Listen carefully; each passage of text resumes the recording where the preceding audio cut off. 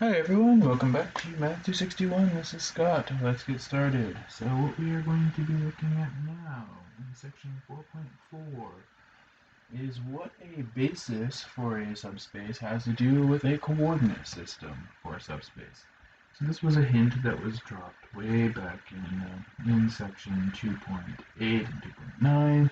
It was mentioned that a basis determines a coordinate system for a subspace. Now, what exactly did I mean by that? Let's now investigate. So, coordinate systems. Alright, so let's recall what's going on with bases for vector spaces. So, if b, which is equal to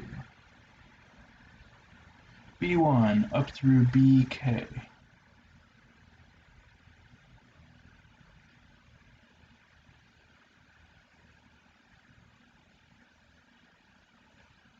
is a basis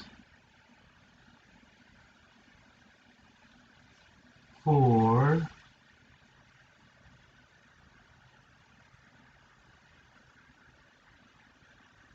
the vector space V, then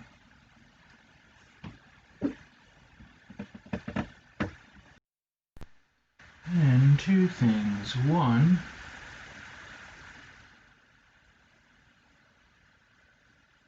every element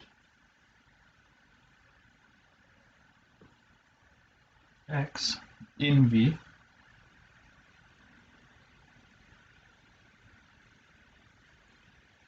has a representation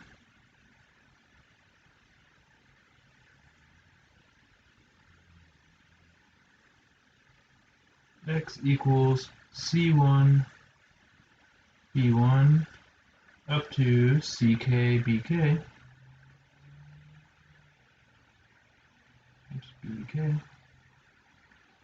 And the reason for this is that it spans the space, and this is because B, or any other basis, spans V. And secondly, each such representation is unique.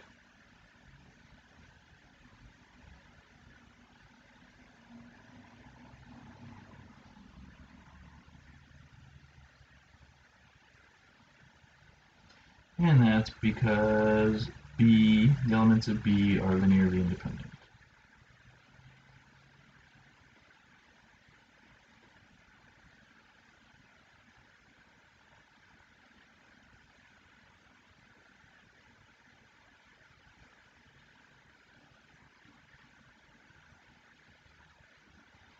Are linearly independent.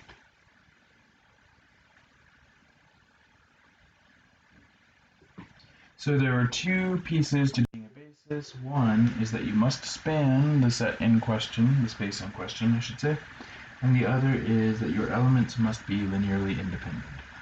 Now together, what that means is that every element x that is in V will have a representation, and that representation will be unique.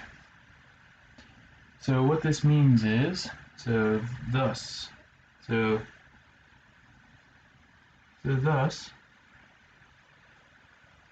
each basis determines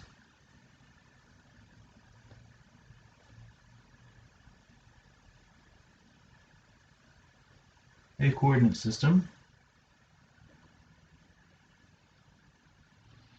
and just full stop.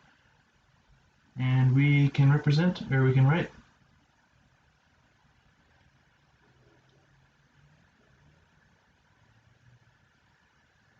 each vector's representation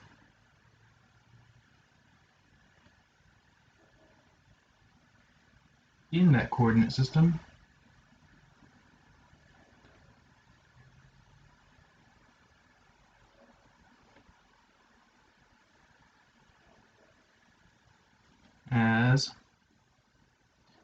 x with respect to b, which will then just be the c's.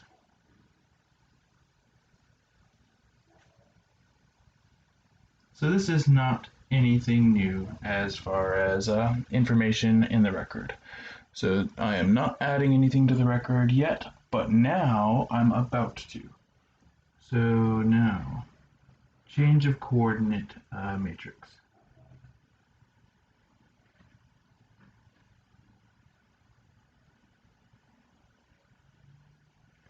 Change of coordinates matrix.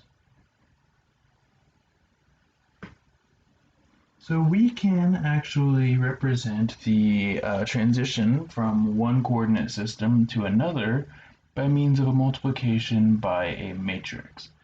And so P sub B is going to equal the matrix whose columns are the elements of B. B1 up to BK. So in other words, the columns of P are the elements of the basis.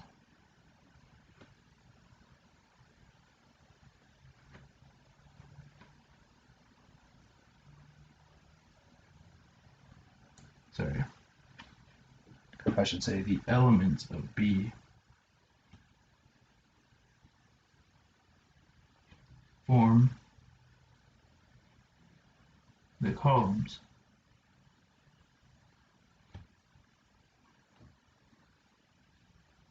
of P sub B. That's what I have to say. The elements of B form the columns of P sub B. Then, if we think about what this would actually mean in the various ways we can characterize multiplication by a matrix, then if I were to take P sub B times x with respect to B,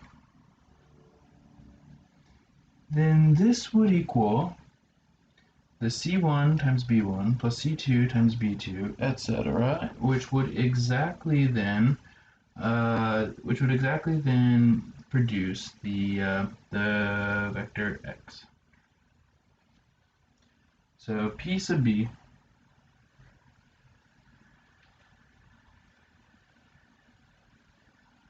is called the change of coordinates matrix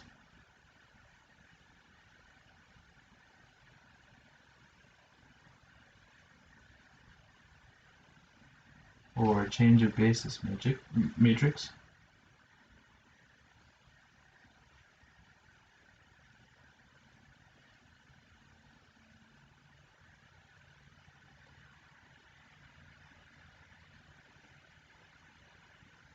from B to the standard basis.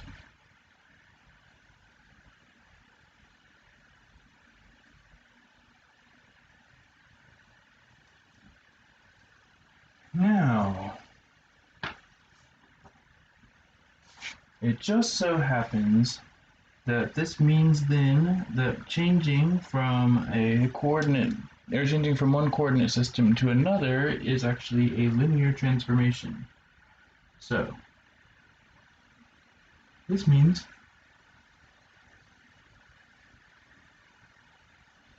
that changing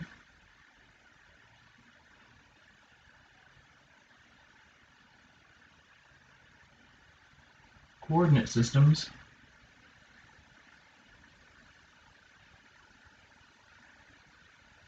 is a linear transformation.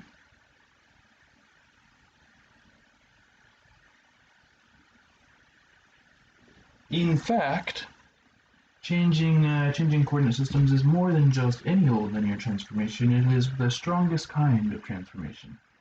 So in fact,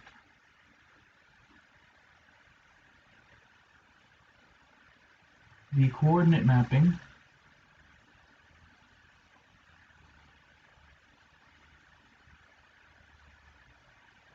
which sends x to its representation with respect to B is what is called an isomorphism.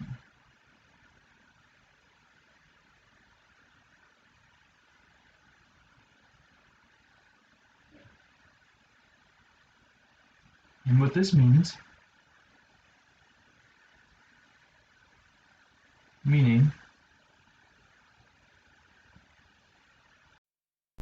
that although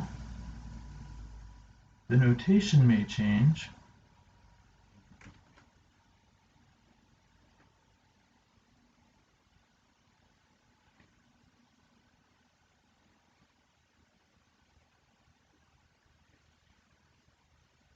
all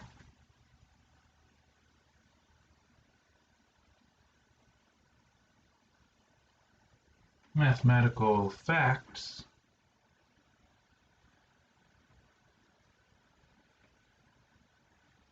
will be true in either coordinate system.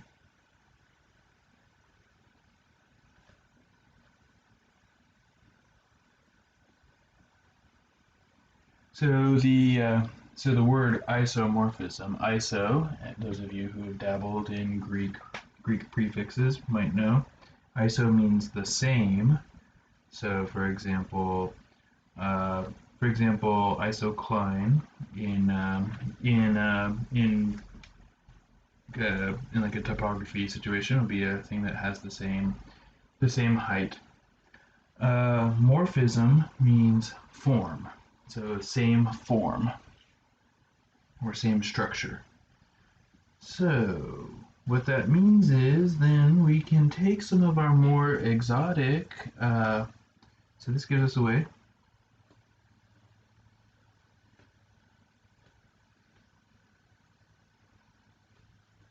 to take some of our more exotic vector spaces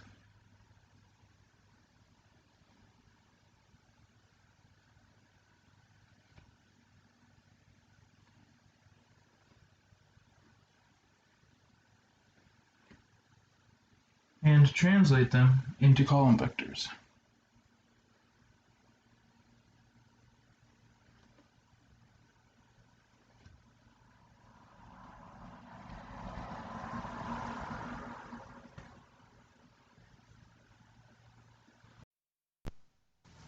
Giving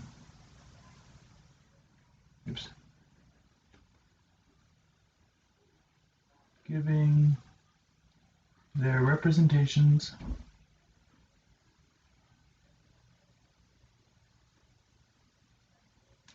with respect to some basis.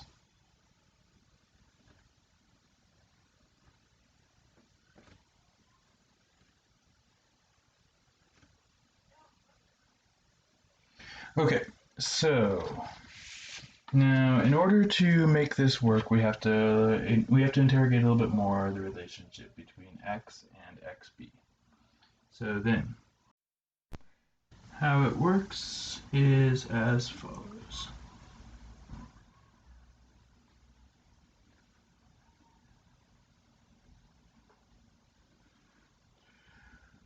Okay, so if we have some basis that we are working with to begin with, then we can define the column vectors and use those to make the matrix P sub B.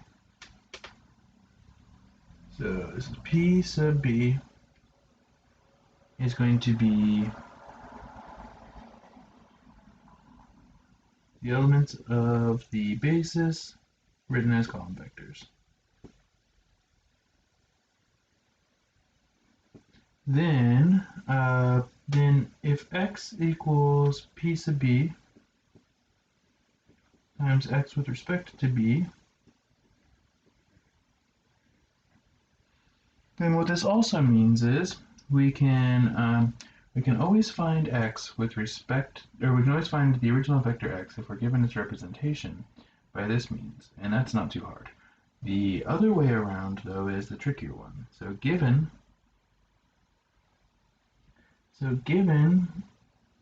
x we can get x sub b by either 1, row reducing to solve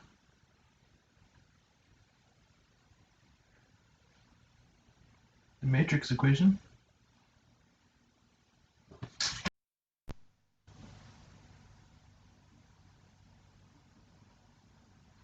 or 2,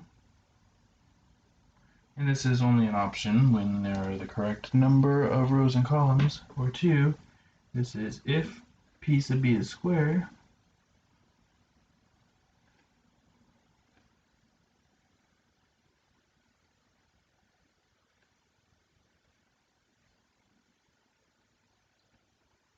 using p sub b inverse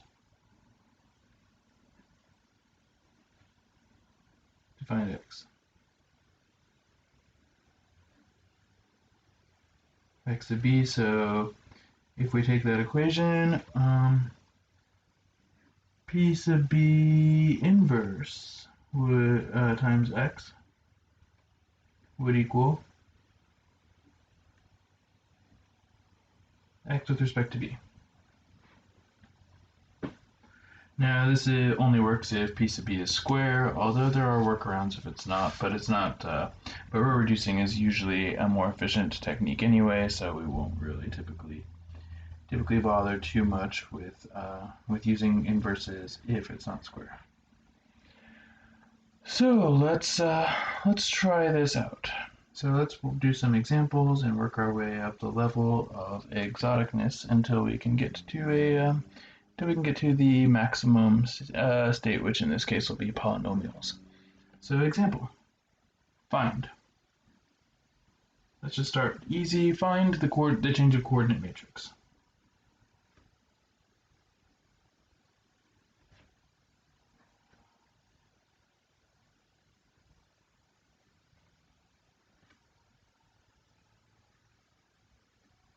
And we'll say from B to the standard basis.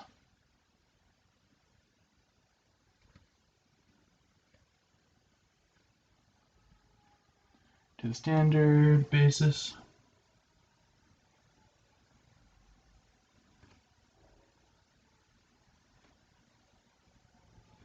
And for, say, R3. And then what we'll have is just a basis to start with. Basis will be 1, 1, 2, 2, 0, 1. Now, technically, if you were suspicious that what you were given was not actually a basis for a subspace and therefore not eligible for this process, you'd want to confirm that the columns of the column vectors that you were given were in fact actually linearly independent of one another. But in the case of only 2 of them, it's easy enough to see that they are in fact linearly independent, and so we can proceed.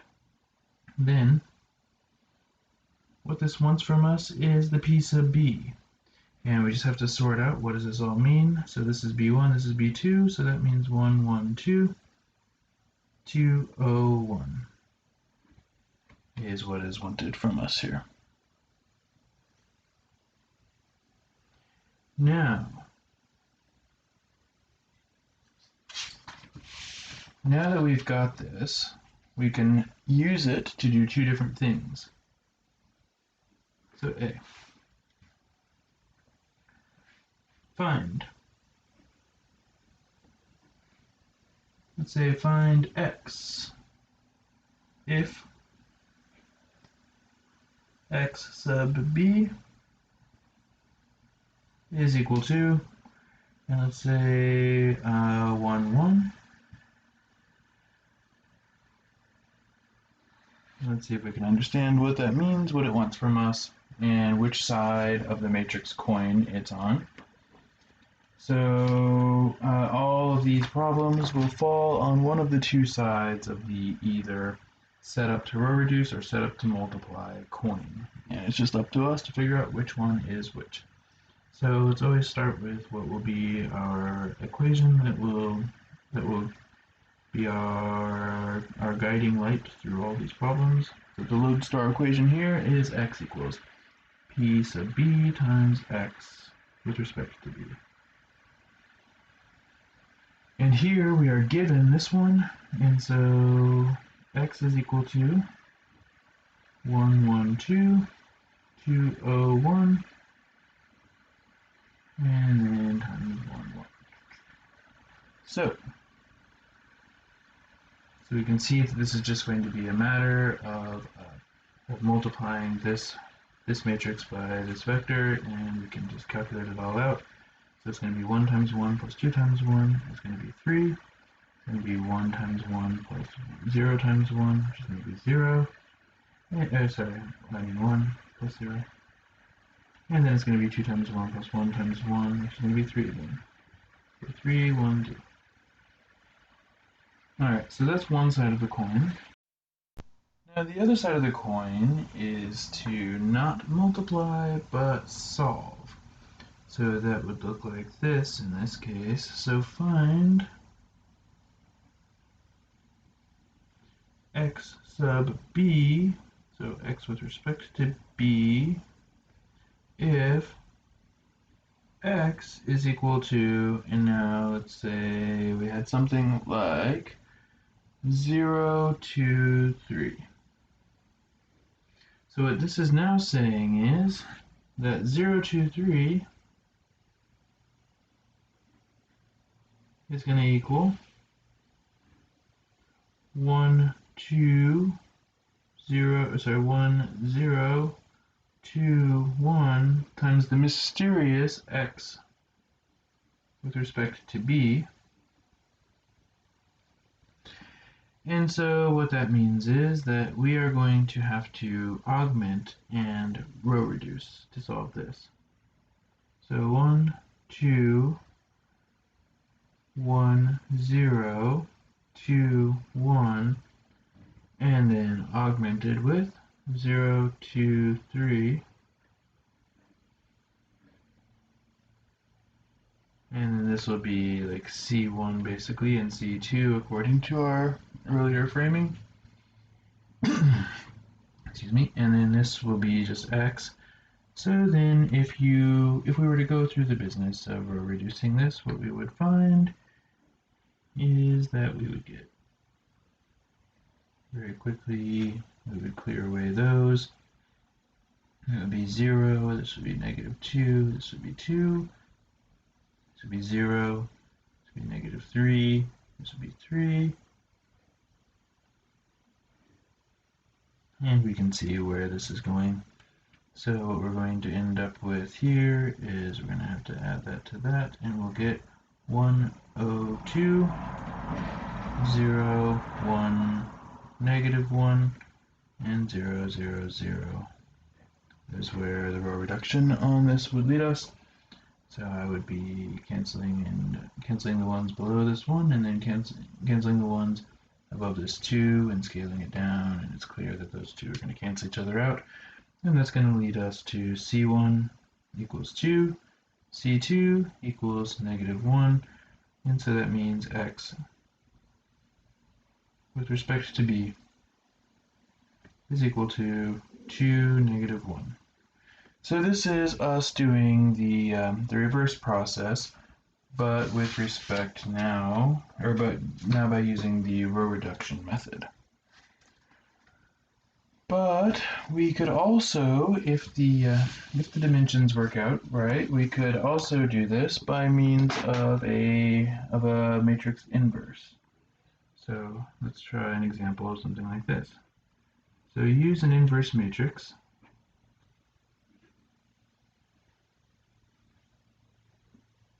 So use inverse matrices to find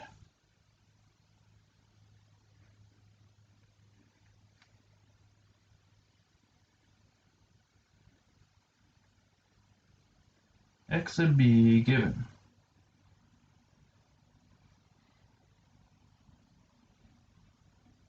B is equal to, now what we're going to have is just a subspace, a vector subspace of R2, and the basis here will be 1, 1, comma, -2, 3. And the x in question will be 5, 2. In the case of a 2 by 2, a 2 by 2 matrix and a 2 by 2 inverse, it's not so hard to just use the formula. Otherwise, inverses are usually not the quickest way to go about these sorts of things. But let's start by finding P sub B is 1, 1, -2, 3. It's a very easy process finding the matrix here. Then it's using the matrix that can be the harder piece, if there is a harder piece of the puzzle. So then what we are trying to do here is we are trying to solve 5, 2 is equal to 1, 1, -2, 3 times x sub b. But then, if we want to solve this for this, then that means we have to apply the inverse to PB. So then x with respect to b would equal PB inverse 5, 2. But PB inverse, this is a 2 by 2 matrix, so we already know how to actually find it. We have a formula for it. Remember, if A equals A, B, C, D, then A inverse is equal to 1 over AD minus BC. So in other words, 1 over the determinant. And then here, what happens is the D and the A get switched around, and the B and the C become negative. So then P inverse is going to be, so you take the determinant, so it's going to be 3 minus -2, so it's going to be 1 over 5. Then you switch around the A and the D, and you take the opposites of the B and the C. So 2, -1. And so then that means x with respect to b will be equal to, and we have 1/5, 3, 2, -1, 1, 5, 2.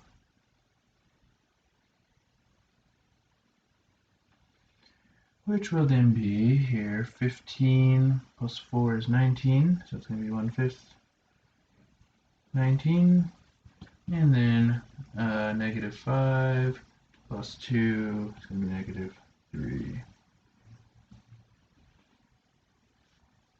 So this would be 19/5 and -3/5. Now, if we are at all unsure about this, we can check this representation by just seeing whether these weights applied to this and this vector add up to make this one. And we can do an abbreviated check. We don't have to check it in all of its gory details. We can just go with a quick little one. Make sure just so 19/5. So 19/5 times the first one will be 19/5, and then here there's going to be plus 6/5. We'll add up to 25/5, which sure enough equals 5, and that's good enough for me. But if I wanted to be extra cautious, I could check the other two. So -3/5, sorry, no, I mean 19/5 plus -9/5 would be 10/5, which is 2. So it would in fact check out.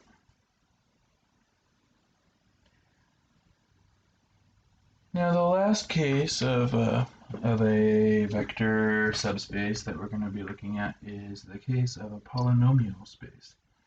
So for polynomials,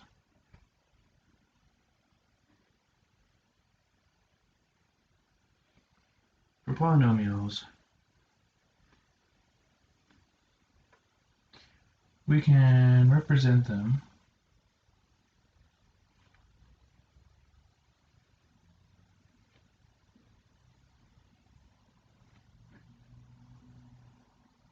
in the form, and then make it a column vector, and then in the first spot put the constant term, then put the t term, then put the t squared term, etc. And then put the tn term in the last spot. So for example, let's say that we're talking about p2, so that's, remember, polynomials of degree at most 2. So let's say that we had a0 plus a1t plus a2t squared.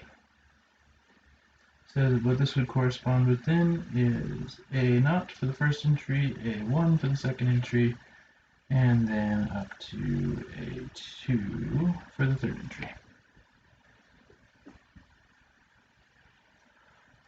Alright, now let's see how we can use our new matrices and basis and coordinate system outlook for something involving polynomials. So let's take as an example of this. So b, which equals 1 t minus 1 and t squared minus 2t plus 1. Now this forms a basis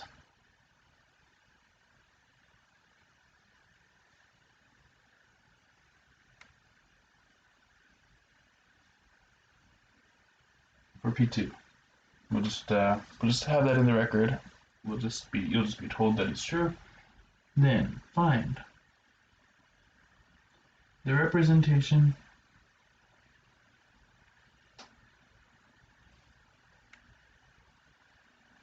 of P of t, which is just going to equal t. So the polynomial is just equal to t. Or actually, let's make it t squared. P of t, which equals t squared, with respect to this basis.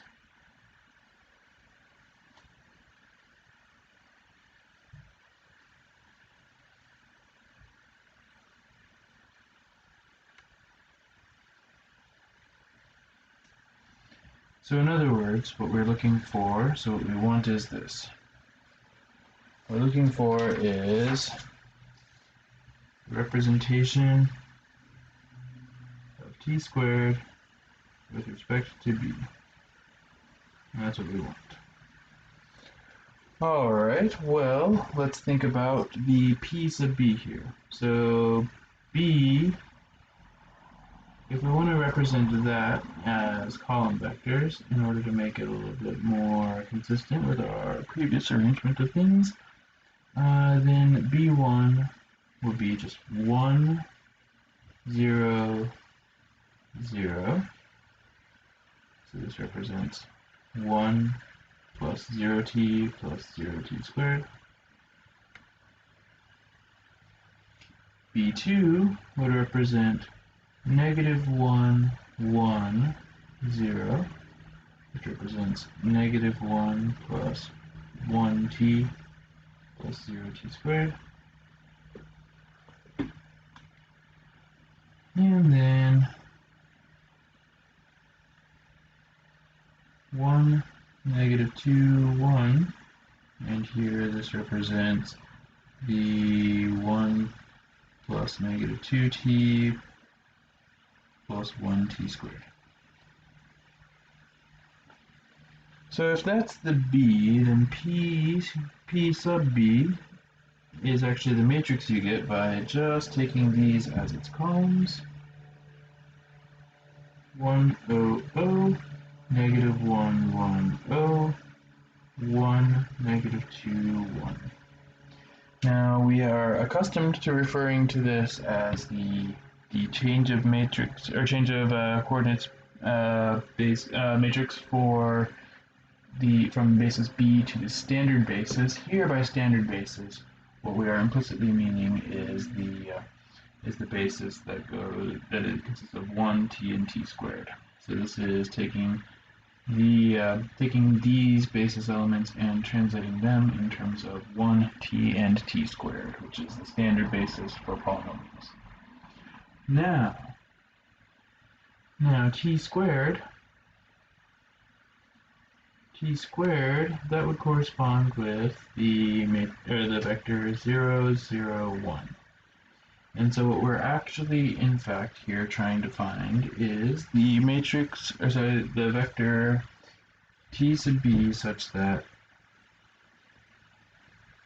1, 0, 0, negative 1, 1, 0, 1, negative 2, 1 times the mystery vector x with respect to b is equal to 0, 0, 1. Now, this being a triangular matrix, we can clearly see that it will have full rank, so this surely was a basis. However, we could also use this to easily find an inverse matrix if we were inclined to do so. However, I'm not inclined to do so. It's almost always easier if it's not 2 by 2 to row reduce rather than find any matrix, find an inverse. And in fact, we would find the inverse by row reducing. So who are we trying to kid? It all comes down to row reducing. We might as well just embrace that. So 1, negative 1, 1, 0, 1, negative 2, 0, 0, 1. Augment that with the 0, 0, 1. And we can then row reduce our way to an answer. Now here we can see what's going to happen. That's going to quickly and easily, it's already in row echelon form, it's just not reduced to row echelon form. So we can just add 2 times that up to there, and we can do minus that onto there. Or actually, so I guess I'll start here. So I'll add 1 times that to there. So 1, 0, and then negative 1 augmented by 0, and 0, 0, 0, 1.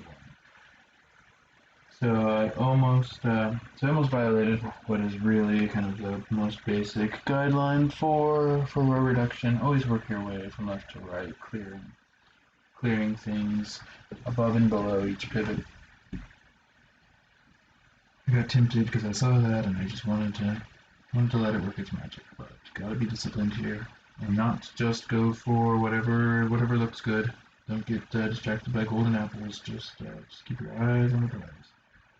So here now, this is going to be our weapon. I'm going to wield it like a bludgeon against the other 2. Okay. So nothing's going to be changing up there, but now it's going to be adding 2 times that to that, so it's going to be canceling out that, and this will become a 2. And then we'll be adding 1 times that to that, and that will be a 0 there, and that will be a 1. And so what this means then is that t squared with respect to b is equal to 1, 2, 1. Now, what this in fact actually means is that t squared is equal to 1 times the basis element 1 plus 2 times the basis element t minus 1, and then plus 1 times the basis element t squared minus 2t plus 1. So with respect to this new matrix, what we've just found, plus 1. What we've just found is the weights that we would have to put on each of these 3 other polynomials in order to make this 4th one. So it'd be 1 plus 2t minus 2, and then plus 1 times t squared minus 2t plus 1. Now if we were to distribute those things out, combine like terms, everything would cancel except for the t squared, and that would make just this. Now those of you who may be wondering, like, what is it we just did? What was this all for? This is another way of doing something that comes up in Math 253, which is Taylor polynomials. So if you look at the vectors here in our basis, these are the polynomials that represent 1, t minus 1, and then t minus 1 squared.